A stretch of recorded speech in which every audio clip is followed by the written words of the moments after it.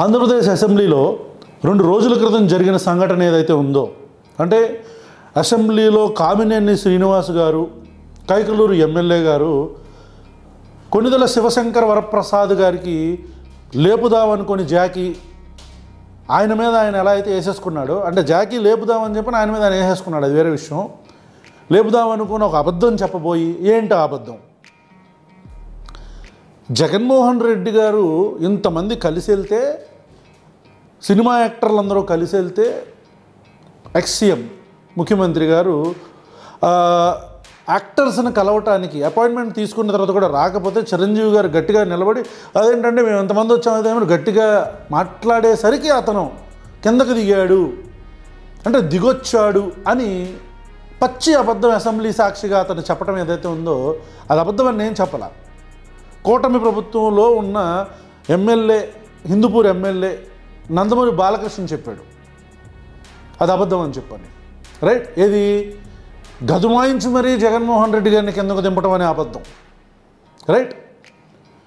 ఇకపోతే ఈ ఇష్యూలో ఫస్ట్ నేను కామినేని శ్రీనివాస్ గురించి మాట్లాడదాం అనుకుంటున్నాను. ఈయన దాదాపు 70 సంవత్సరాలకు పైగా ఈయన వయసు ఉన్నది. ఈయన అనుభవం ఏదైతే బిజినెస్ అనుభవం అంతా కూడా మా ఏజ్ ఉండకపోవచ్చు. కామినేని శ్రీనివాసరావు గారు ఈ వయసులో ఈ కర్మ ఎందుకండి? ఎందుకు ఈ కర్మ? ఇప్పుడు ఎందుకు లేపుదాం అనుకున్నారు? జాకీ ఎందుకు పెడదాం అనుకున్నారు? జాకీ పెట్టి ఎందుకు లేపాలనుకున్నారు సడన్గా శివశంకర వరప్రసాద్ని?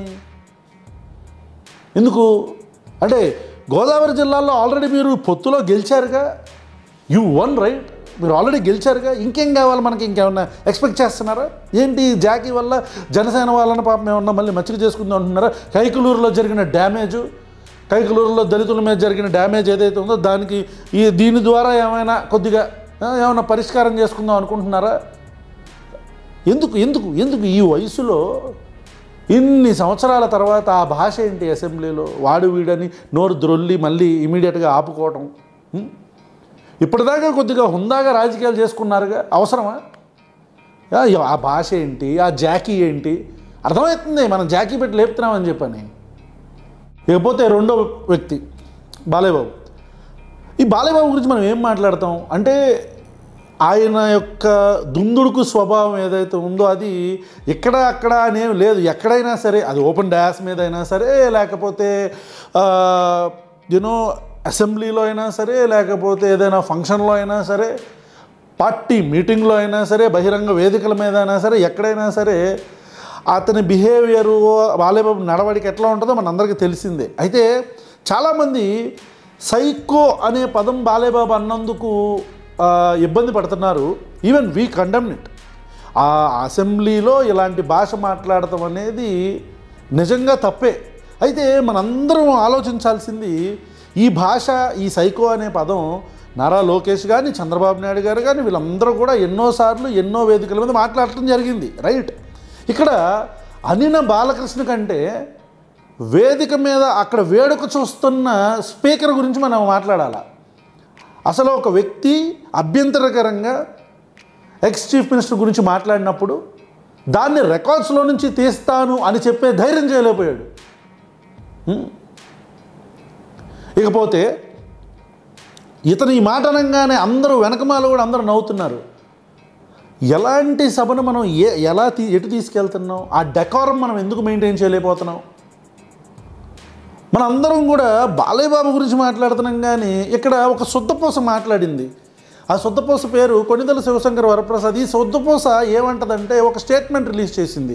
అంటే బాలయ్యబాబు మాట్లాడిన భాష గురించి మాట్లాడుతూ ఒక స్టేట్మెంట్ రిలీజ్ చేసింది. ఇక్కడ జగన్మోహన్ రెడ్డి గారిని సైకో అనే పదం ఏదైతే ఉందో అది నందమూరి బాలకృష్ణ మాట్లాడటం 100కి 100% తప్పు. That particular word or the statement has to be removed from the assemblies records. ఇది మా తరపు నుంచి కూడా మేము రిక్వెస్ట్ చేస్తున్నాం ఆనరబుల్ స్పీకర్కి, దయచేసి ఇలాంటి లైన్స్ని మీరు తీసేయాలి. ఇక మనం బాలకృష్ణ సెంట్రిక్గా మనం మాట్లాడుతున్నాం, కానీ అసలు ఈ కొణిదెల శివశంకర ప్రసాద్ అనే శుద్ధపూస గురించి మనం ఎందుకు మాట్లాడుకోవట్లా? నాకు వైసీపీ వాళ్ళని ఈ ప్రశ్న అడగాలనిపిస్తుంది. మీరు ఇతను బాలకృష్ణని తిట్టాడు కాబట్టి, లేకపోతే బాలకృష్ణకి వ్యతిరేకంగా చిరంజీవి మాట్లాడాడు కాబట్టి మీకు ఇప్పుడు ఇతను సుద్దపూసలా కనిపిస్తున్నాడేమో నాకైతే తెలియదు. కానీ నాకు గత 3 సంవత్సరాలుగా 2020 తర్వాత 2021 తర్వాత ఏదైతే ఈ సినిమా యాక్టర్లందరూ కూడా, ఈ నటులందరూ కూడా, వీళ్ళందరూ కూడా వెళ్ళి జగన్మోహన్ రెడ్డి గారిని కలిసిన తర్వాత అసలు అడగను లేదు జగన్మోహన్ రెడ్డి గారు నాకు నమస్తే పెట్టమని. ఆయన ఎక్స్పెక్ట్ చేసింది కూడా లేదు. ఎక్స్పెక్ట్ చేసేవాడైతే ఇంటికి పిలిచి భోజనం ఎందుకు పెడతాడు కుటుంబ సమేతంగా? కొన్నిదల శివశంకర్ వరప్రసాద్ అనే సుద్దపోసకుడిని పిలిచి ఇంటికి పిలిచి మాట్లాడి భోజనం పెట్టి ఆ తర్వాత గౌరవంగా అందరినీ పిలిచి మాట్లాడుతుంటే వినం. నటన మన నటన మనం సినిమాల్లో అది బయట కూడా చేసాం. అందుకే రాజకీయాల్లో అటు అయిపోయాం మనం.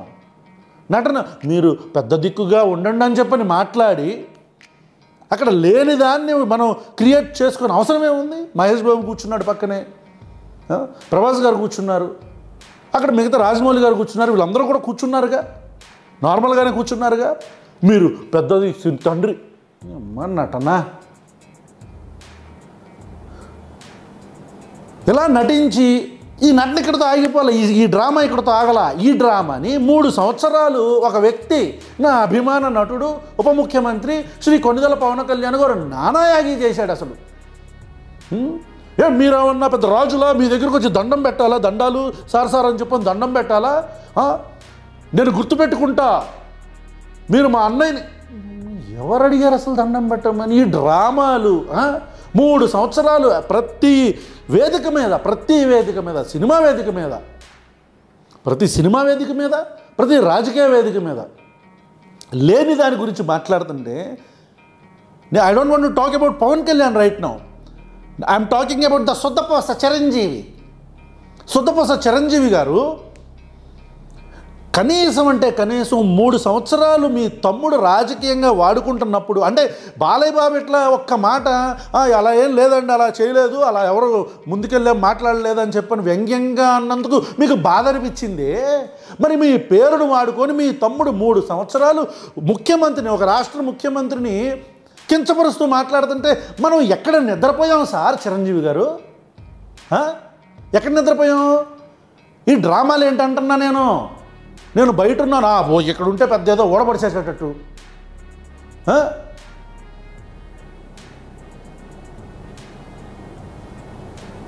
అట్లీస్ట్ అంటే కనీసం ఇక్కడ I'm being very honest, Nandamuri Balakrishna అనే వ్యక్తి కనీసం జగన్ గారి గురించి కాసేపు పక్కన పెట్టండి, నందమూరి బాలకృష్ణ అనే వ్యక్తి కనీసం ఓపెన్గా ఏది ఉంటే అది మనసులో చెప్పేస్తున్నాడు కదా. అట్లీస్ట్ ఆ జెన్యూనిటీ ఉంది కదా. మన బతుకులకి మనం అంటే ఎంత కన్నింగ్ మెంటాలిటీయో చూడండి. గత 3 సంవత్సరాలుగా లేని ఆ మనోవేదన ఒక్కసారి బాలకృష్ణ అనగానే వచ్చేసిందా మనకి? వైఎస్ఆర్సీపీ అభిమానులు కూడా మీరు ఆలోచించుకోవాలి, ఈ చిరంజీవి అనే వ్యక్తి ఎలాంటి నక్కజిత్తుల నాటకాలు ఆడి మీ పార్టీకి డ్యామేజ్ చేశాడో మీకు అర్థం కావట్లా.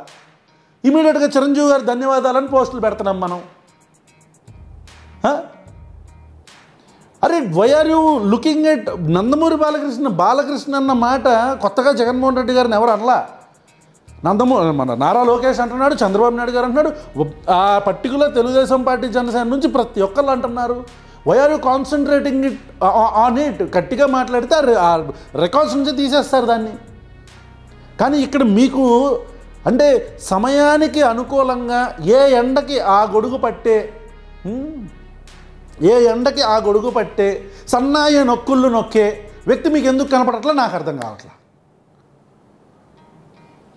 కాబట్టి ఏదో ఫేస్ కొంచెం రైట్ టర్నింగ్ ఇచ్చుకో, లెఫ్ట్ టర్నింగ్ ఇస్తాడు నేను చెప్తా. ఎక్స్పోజ్ అయిపోతున్నారు చిరంజీవి గారు, ఆల్రెడీ ఎక్స్పోజ్ అయిపోయారులే, ఇంక కొత్తగా ఎక్స్పోజ్ అయ్యేదేముంది, ఇంకొత్తగా ఎక్స్పోజ్ అయ్యేదేముందంట. 3 రాజధానులు ఓకే, ఇది మంచి నిర్ణయమే అని చెప్పిన వ్యక్తి చిరంజీవి కాదు. 3 రాజధానులకు అనుకూలంగా స్టేట్మెంట్ ఇచ్చాడు. I'm unable to recollect what exactly that statement was. But 3 రాజులు జగన్మోహన్ రెడ్డి గారు 3 రాజధానిగా అనుకూలంగా మాట్లాడిన వ్యక్తి ఇతను కాదు. ఆ నిర్ణయానికి అనుకూలంగా నేను అదే చెప్తుంది. ఒక వ్యక్తి ఎక్కడికి పోతేలే అన్నీ మన లైనేజే అది కదా, మన లైనేజే అది. ఒక మాట మీద నిలబడితేగా మనం ఒక మాట మీద నిలబడితే కదా, ఒక లైన్లో ఉంటే కదా, ఎవరు అధికారంలో ఉంటే వాళ్ళ అది. ఒకవైపు ఏమో తెలుగుదేశం పార్టీని, అంటే Telugu Desam party Janasena party Pawan Kalyan damage చేస్తుంటే వైఎస్ఆర్సీపీని సైలెంట్గా ఉంటాం. ఎందుకంటే మనం మాట్లాడితే మన తమ్ముడు రాజకీయ భవిష్యత్తు ఉండదు కదా, తమ్ముడు బబ్బాయి అయిపోతాడు కదా మాట్లాడడం. కాబట్టి వైఎస్ఆర్సీపీకి డ్యామేజ్ జరగాల. కానీ వైఎస్ఆర్సీపీ వాళ్ళు ఎక్కడ అటాక్ చేస్తారో అని చెప్పి 3 రాజధానులకు మనం అనుకూలంగా మాడతాం. చూడండి, కూటమి నుంచి ఉన్న తెలుగుదేశం పార్టీ వాళ్ళు కావచ్చు, వైఎస్ఆర్సీపీ వాళ్ళు కావచ్చు, మా నక్కజిత్తుల నాగేశ్వరరావు గారి గురించి వినండి, శివశంకర్ వరప్రసాద్ గారి గురించి. నాకేంటో ఆ ఫ్లాషులు కొడితే ఇంట్లో గుల్లితో ఉందేమో గల్లిపోద్దా అని. అక్కడనే అటు వైసీపీ వాళ్ళకి కాటేస్తున్నాడు, ఇటు తెలుగుదేశం పార్టీ వాళ్ళకి కాటేస్తున్నాడు. వేశాడు జనసేనకు కూడా, మన పవన్ కళ్యాణ్ కూడా కాటేస్తున్నాడు. ఎందుకంటే ఆ 3 సంవత్సరాలు ఏం మాట్లాడలేదు, ఎన్ని Katraj.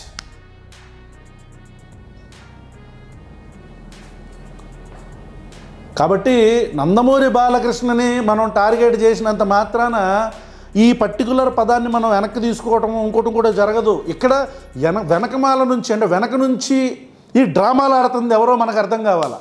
Thank you so much.